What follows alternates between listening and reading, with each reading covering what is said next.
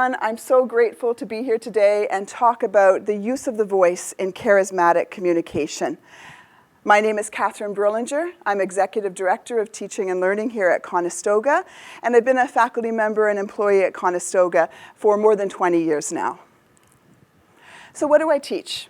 I teach a lot of different things. I started as an ESL teacher, specializing in pronunciation and presentation skills. So I was really interested in what does it take to be clear and to be effective and to present well. I studied second language acquisition so I could teach teachers how to do that. So I've looked at a lot of research into how people acquire new skills in language. I've studied and taught intercultural communication, I've taught nonverbal communication, and organizational behavior. And what I'm bringing you to today brings all of those things together. So whether you speak English as a second or additional language, or you speak it as a first language, there'll be something in here that you can listen to and think about in improving the effectiveness of your communication. This is me years ago, teaching in the Metro Toronto area. And one thing that people always asked is, why does your voice sound so pleasant? Why does it sound so mellifluous? It sounds like I could listen to you for a longer amount of time. I feel like I sound a bit harsh at times. And I told them, this is a feature of your communication you can control and have at your fingertips when you need it. So my skills. I can tell you in detail what it is I'm doing with my voice, with my hands, and with my body in order to change how a word sounds and how a word feels to you. And let's just look at an example here.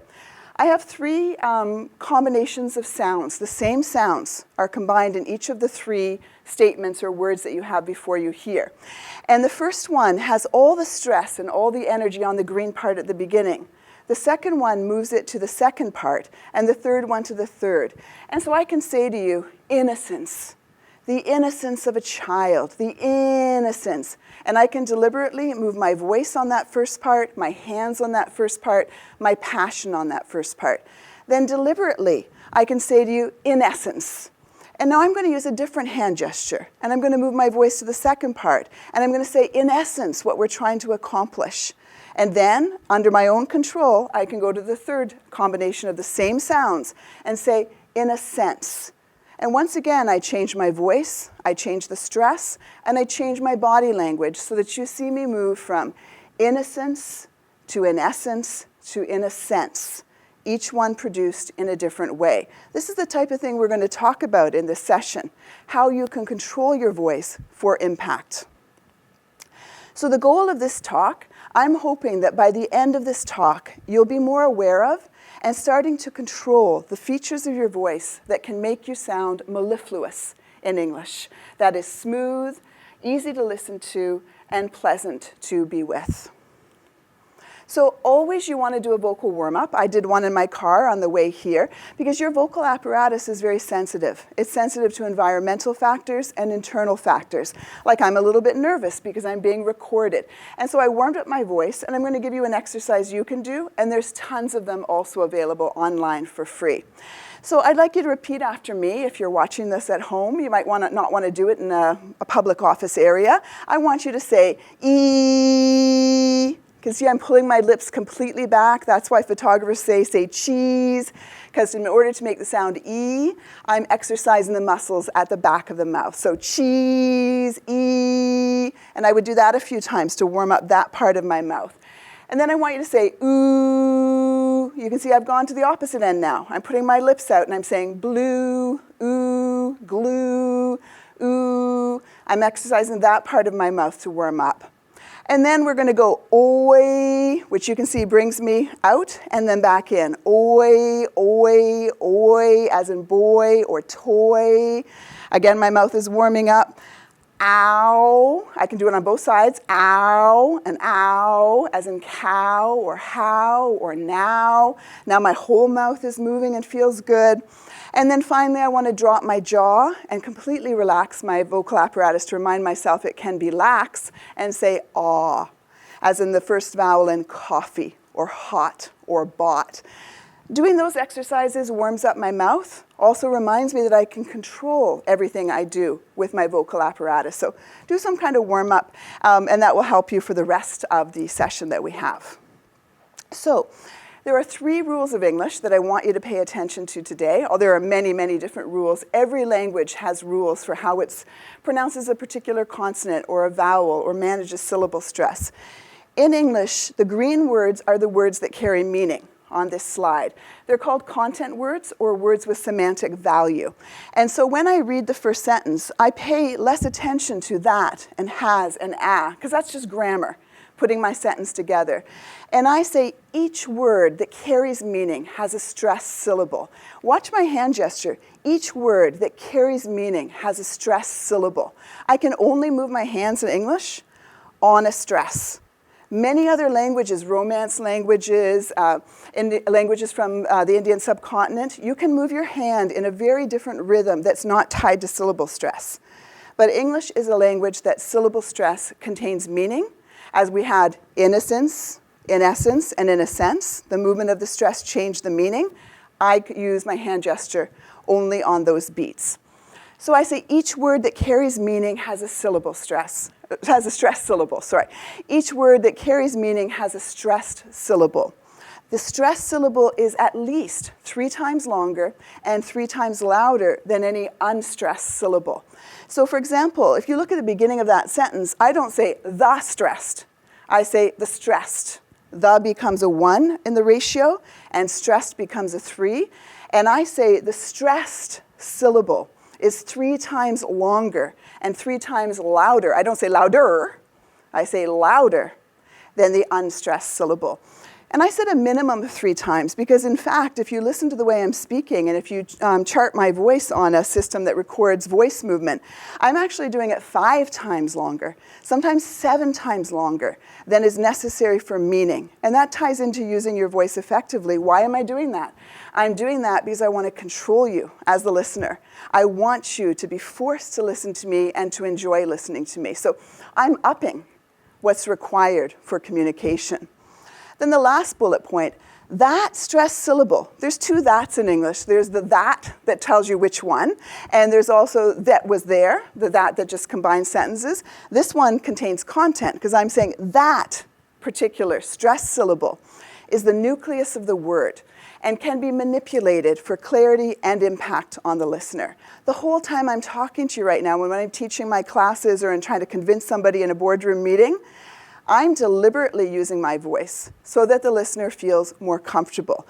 This is an important skill. No matter how much you upset me today, if we were in person, I would be able to keep my voice in a pleasant sense and a pleasant delivery. So, just a little warning, because I told you I taught ESL before. All of my examples are in English. And if I was a longer session, we could do some comparisons between languages, because what I'm telling you about today is specifically for English. It's what the language I grew up speaking in small towns around Ontario. We have different varieties across Canada. If I were on the East Coast, I might speak slightly differently. This is my Ontario English examples that I'm manipulating. You would want to check in to the community you're with before you make changes. And I don't want you to be a mini-me either. We all need to bring our own personality and background to the way that we speak. But this has worked really, really well for me. And that's my grandparents, just wanted to get them into a shot. So how do we control our voice features? Here's another example where I can take 3 different words with the same beginning and show you how we want to stretch out the stress syllable, but also how we change our gestures and the tone of our voice to suit different things. So this is a cat. But nobody says this is a cat. Everyone knows it's a cat. They can see that. So normally we would add a descriptor in there. Oh, look at the cat, or it's a beautiful cat, or look at that cat's fur. So I say cat in a positive way because I like cats. If you didn't like cats, you'd say, oh, the cat is going to scratch the furniture, or the cat. But either way, I say cat, cat, cat. It's a k, a h, an a, and a t, cat. Now I move to the next word, and I'm going to keep my cat strong, but I'm going to change the T's, because this is Canadian English, and I'm going to make something called a glottal stop. And so I'm going to go from cat, cat, cat, to cattle, cattle, cattle. I don't know if you can hear that, cattle. That is a specific sound of Canadian English. But the cat is still strong, so I've got cat, cattle, and catalyst.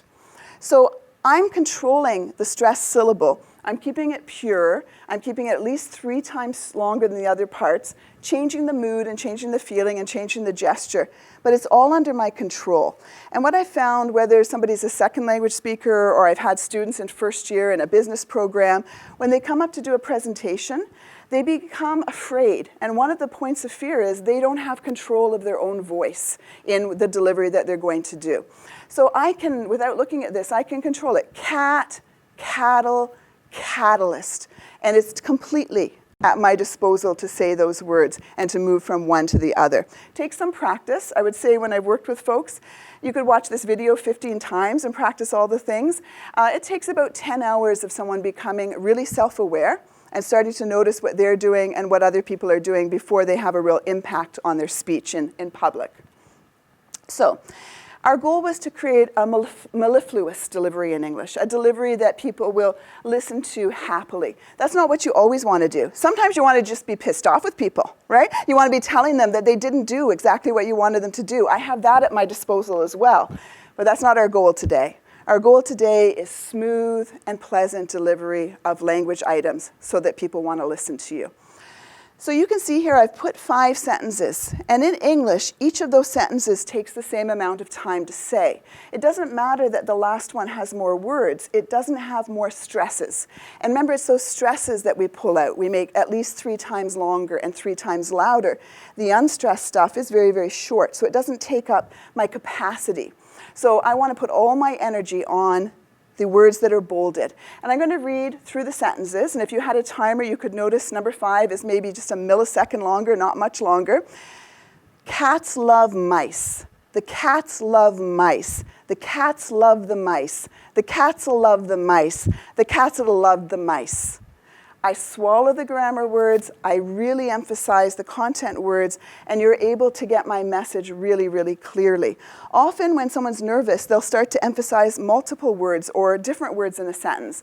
Or if they speak a language that has a different pattern than English, a syllable-timed language rather than a stress-timed language, they will put more beats on all of the parts. And so in English, I want to get those main words out there, and I'm going to go it again. Cats love mice. The cats love mice. The cats love the mice. The cats will love the mice. The cats will love the mice. And so my beat or my music or my timing is there, but I sounded very serious in that rendition right there. Now I'm going to say them mellifluously, and I want you to just notice the difference. There I was emphasizing to make a point, which we want to do very often. But now I want you to love these sentences. So I'm going to slow down my gestures, pull out the stress syllables more, longer, a little bit louder, a little bit smoother. And I'm going to say, cats love mice. The cats love mice. The cats love the mice. The cats will love the mice. And the cats would have loved, or would have loved, the mice. Right? And so it's at my disposal to control, to make it short and choppy but clear, or long and smooth and clear. And what you'll find with speakers, and we're going to look a little bit later at some famous ones, when people who are interested in making artificial intelligence, making computers able to sound like people, the one thing they still haven't got effectively is this ability to slow it down, make it smooth, and make it really easy to listen to. They can get the first one, cats love mice. The computer can do that without trouble. But cats love mice. Love mice. Slowing it down more, adding in the pitch change, is really hard for computers to get so far. So the music of an English utterance is basically da-da, da-da-da, da-da-da. Da-da, da-da-da, da-da-da. Unstresses and stresses, unstresses and stresses.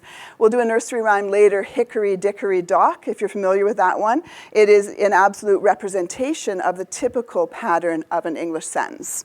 So da-da, da-da-da, da-da-da. I'm going to go to the store. You can see the 3 beats there. Da-da, da-da-da, da-da-da. I'm going to go to the store. And now I can play with that as I'm practicing, and I can say, I'm going to go to the store, or I'm going to go to the store. And all of it's at my own disposal. If I want to sound a bit harsh or a bit smooth, I'm going to go to the store. Engagement boosting has been found to have a higher tone, so my voice is a little bit higher than my norm. So men's norm is lower to start with, usually, and then it gets a little bit higher than that norm. For me, I just go higher than my norm because the human brain can calculate your norm within seconds of listening to you for the first time. Right? Listen to a couple of sentences, I understand what your norm is, and now when you're positive, I hear it go higher. I hear an even longer stressed vowel and more varied pitch. And so I'll say, oh, it's so good to see you. That's quite an exaggerated pitch change to sound really happy. When you listen to somebody and you're saying, well, they don't really care about me, or they're not really engaged with me, they've usually lowered their tone, so they're giving you less energy, less volume, less high pitch. They've clipped the stressed vowels, excuse me, and they've used a very sharp or minimal pitch. So you can compare, oh, it's so good to see you, right? I'm not giving you any volume, any pitch change, any variety, as, oh, it's so good to see you. Right? So at our disposal, we have those. It's just getting control of that so that you can maintain that in a professional setting when you want to be sure, no matter what's happening, that's at your disposal. So, I told you I taught organizational behavior, and I've been very interested in types of leadership, ways that people respond to leadership, and charismatic leaders have been studied a lot the last 20 years. One thing that always comes up is they use language, they use their voice, they use the way that they speak in a very powerful way. And so I want to tie together now this idea. It's not about manipulating people, although it can in bad circumstances be used for that. It's about controlling yourself when you're presenting information or you're providing leadership to individuals or making friends so that they feel that you are somewhat charismatic. And most studies confirm that individuals in at least the 5 different countries they've studied so far like this style of presentation. So I mentioned before, computers are trying to imitate us. These researchers think that it won't be long before a computer can sound just like me, make an avatar of me, use my voice in any way. They're pretty close right now. Why I got interested in this is even 10 years ago, I saw the beginnings of these studies. They studied people like Barack Obama and Mark Zuckerberg. They went through multiple recordings that those speakers had, and they found out that Barack Obama, most people like to listen to, and Mark Zuckerberg, most people do not like to listen to. So you can go on YouTube and watch a video of both of them. What they found was Obama does exactly what I'm talking about here. Any sentence he wants to say, he's pulling out the vowels, he's pulling out the stressed syllables, he's using a lot of gesture, he's got a lot of emotion and variety on his words. And Mark Zuckerberg doesn't do those things, resulting in a very boring presentation of information, right? So he's depriving you of those features in his speech. So all of this research led people to try to find out what are the charismatic leadership traits and what vocal delivery can be learned and how quickly can it be learned. These particular researchers say in a 24-hour class you can change from a non-charismatic vocal deliverer into a charismatic vocal deliverer. That's interesting that so quickly people can change it. And I think even after the short video, you'll be starting to go out and experiment and change some things. So from the top, they said the vocal cues and the prosody, which is the music of language, it's paramount. If you listen to 20 seconds of my voice and you don't say she's interesting and she's nice and she's safe, I've lost you. Then I need some visual cues for you. And I need to be showing you my energy in that way as well. My gestures are going from my heart out to you. I'm making sure that you see I'm invested in what I'm doing here today. So those things will be important. Posture is important.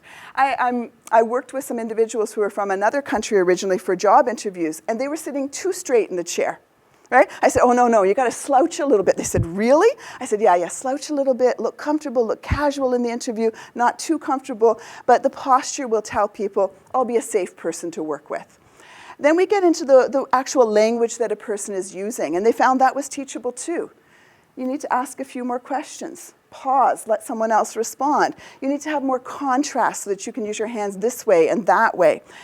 And you need to use metaphors and stories and analogies as you're delivering the information so people feel more connected to it.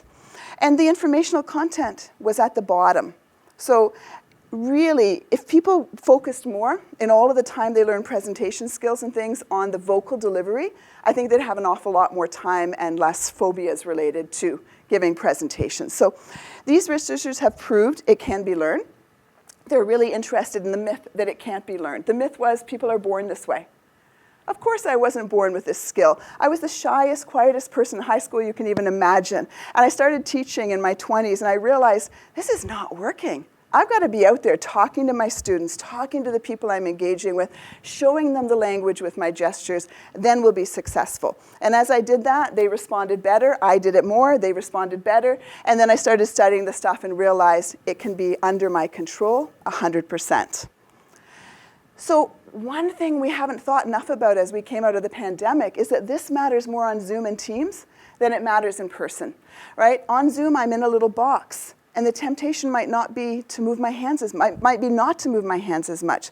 The temptation might be nobody's there, it's all black boxes, I don't have to emote. So this was the first study I found that proved when we examined charismatic leadership traits and tactics, those are called CLTs, across all the cultures they looked at, India was one, Canada was another, in virtual contexts, for example, sync on Zoom, they found that signaling these charismatic leadership traits in a virtual context was harder in all 5 cultures studied. That means that I might have had these skills in in-person teaching and in-person meetings, and I come onto the Zoom box, and I don't put my camera so people can see my hands. And even when my camera shows my hands, I forget to smile all the time because I'm not getting as much of a response back. And so their conclusion was that we need to start to teach people that they can do these things even without an audience response. Again, what I said at the beginning, under their own control, at their own disposal. Your vocal apparatus, it's so complicated. If you haven't warmed up, as I was mentioning before, if you haven't experimented with it, you might find it exhausting to talk this long. But you can do it for a long period of time, but make sure you have a beverage, make sure that you're rested, make sure that you've exercised. Because you're going to be going into a very physical practice with these sounds, right? I could change the rhythm that I had before to cows eat grass. The cows eat grass. The cows will eat the grass. Look what I'm having to do for you here. I'm having to use my lungs, my throat, my hands, my voice in order to share information with you. So I want you just to keep that in mind, that when you start to practice these things, this is a physical effort as well as a psychological effort. So when we think about what it is I'm doing with my voice in English, English has specific traits, but every culture has a habit of telling stories to children. Myths, stories, fairy tales, whatever they are. And if you ask a person in that culture to pretend they're reading to a child, they're going to show you what we do for relationship building with the voice. So it'll be different, but for English, I'll tell you what we do. We use our voices when we tell a fairy tale to a 3-year-old in very specific ways. And there's 3 goals that we often have. The main goal is relationship building. We love that child. We want that child to feel safe and comfortable with us. We also want to keep that child's attention. And then sometimes we also want to sedate the child. You're trying to get that child to calm down or go to sleep. So there's very specific things we want to do with the child. And so we say, once upon a time, there was a beautiful princess. I don't say, once upon a time, there was a beautiful princess. No, this is the perfect test of your ability to control, and most people can do this, and they will say, yes, I would say, once upon a time, there was a beautiful princess. She was powerful and strong. We're not going to have her in a tower getting saved by somebody. Anyway, we can use our voice. This is a good test for you to look at telling fairy tales to a child who you want to be calm and somewhat sleepy. Because we have a certain purpose with our voice then, which is very similar to what we have when we present to an audience. We want to build a relationship, keep their attention, and also not be attacked by them. Keep them calm, keep them engaged. So when we're teaching the music of a language, we often use poems or nursery rhymes, because those teach the music of a language. And so they're in every culture the same thing. In English, it's hickory dickory dock. The mouse ran up the clock. I can use a thing for a piano, and it's exactly in time. Hickory dickory dock. The mouse ran up the clock. All right? And so we've got that music as well. So when I've been coaching people, I find practicing practicing fairy tales, and then switching to practicing nursery rhymes helps to get both the feel for being emotive and smooth and for keeping the beat as you're going along. It's important. I looked at a lot of studies, because I teach teachers now a lot on managing a classroom, managing classroom episodes, things that can go right, things that can go wrong. So I was very interested in how does voice tone also impact the emotional, relational, and behavior responses of a student to a teacher. And what this study found was if a teacher uses autonomy supportive tones, which is what I've been using the entire time here, I would say I've been completely in, except for a few demonstrations, in an autonomy supportive tone. I care about you, but you're an individual I'm talking to, using positive emotion and increased closeness because of the movement of the voice, and intentional behavior engagement, looking for your effort, looking for your cooperation and listening to me. This will be successful. If I use a neutral tone, depending on what kind of mood you're in today, you will interpret even my neutral tone either as positive or negative. So a neutral tone is only as good as the person you're speaking to. And if I use any sort of a controlling tone, I've lost you. You're going to experience negative emotion, a sense of estrangement from me as another human being or as your teacher, and intentional behavioral disengagement. And they found that classroom management was harder when a teacher had a tone that was controlling of the students. So you think about, you can extrapolate that to whatever it is you do in your life. When you use an autonomy supportive tone, which is kind of what I'm demonstrating right now with a musical rhythm, good peaks on the stressed syllables, people will listen and feel safe and comfortable.